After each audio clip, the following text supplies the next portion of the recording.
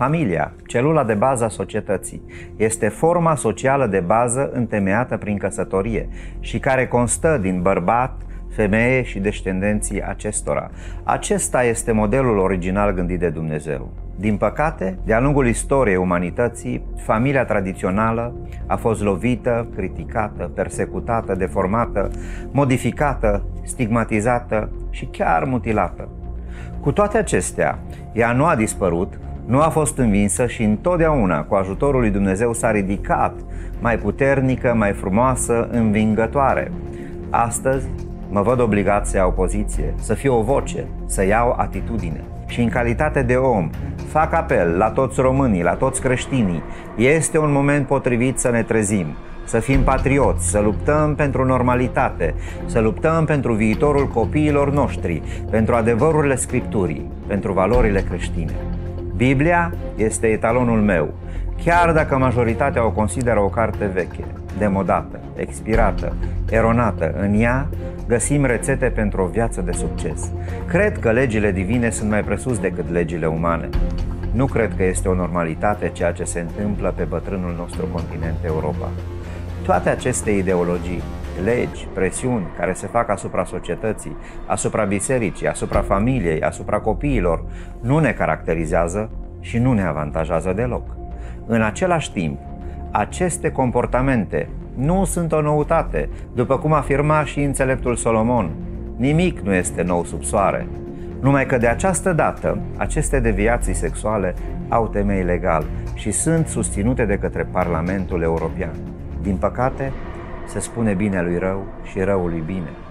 Biblia atenționează în repetate rânduri faptul că astfel de comportamente pot aduce cu ele consecințe grave. Spre exemplu, descoperim în Geneza 4:19 poligamia, apoi în Geneza 6:11 privarea de libertate, sâlnicia, violența la scară mondială și alterarea genetică, anatomică și comportamentală a întregii rase umane, iar acestea au avut ca și consecință potopul.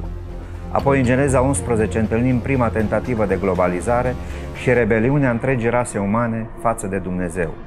La numai câteva capitole distanță în Geneza 19 întâlnim acel episod dramatic, Sodoma și Gomora, despre care cu toții știm, iar rezultatele dezastruoase provenite în urma practicilor homosexuale ale acelei societăți stau dovadă până în zilele de azi la Marea Moartă. Apoi, în epistola către Romani, apostolul Pavel spune: fiindcă ce se poate cunoaște despre Dumnezeu le este descoperit în ei însăși.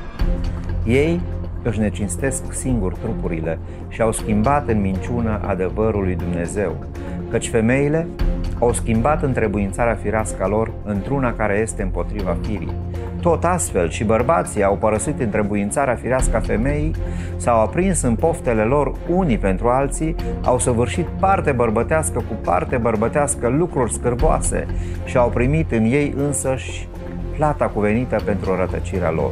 Biblia spune că ce s-a întâmplat în zilele lui Noe, Lot și în primele secole după Hristos se întâmplă idoma chiar în zilele noastre. Adevărul trist este că societatea contemporană a îmbrățișat fără ezitare toate cele amintite mai sus și în majoritatea țărilor Europei căsătoria între parteneri de același sex este legală. Cu toate că în Matei 19:8 Iisus a spus: la început n-a fost așa. Oare n-ați auzit că ziditorul de la început i-a făcut parte bărbătească și parte femeiască? Măcar că acești oameni știu hotărârea lui Dumnezeu, că cei ce fac asemenea lucruri sunt vrednici de moarte, totuși ei nu numai că le fac, dar găsesc de bun pe cei ce le practică. Adopția copiilor de către cuplurile de lesbiene și homosexuali este legală în Europa. Toaletele unisex, normalitate.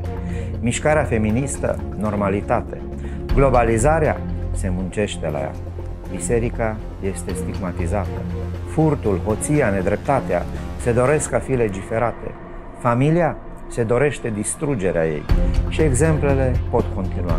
Dragi români, nu este normal să alimentăm astfel de deviații comportamentale, astfel de ideologii doar de dragul corectitudinii politice. Dumnezeu nu s-a schimbat, El este același, El este dragoste, iubește păcătosul, dar în același timp este drept, adevăr și sfințenie. El iubește păcătosul, dar urăște păcatul. Haideți să luăm atitudine împotriva tuturor acestor ideologii care sunt o ofensă la adresa lui Dumnezeu. Haideți să spunem nu homosexualității în România. Haideți să spunem nu modelelor distorsionate de familie propuse de comunitatea europeană în România. Implică-te și tu alături de mine și susține familia tradițională după modelul creat de Dumnezeu. Doamne ajută! Doamne, dă izbândă!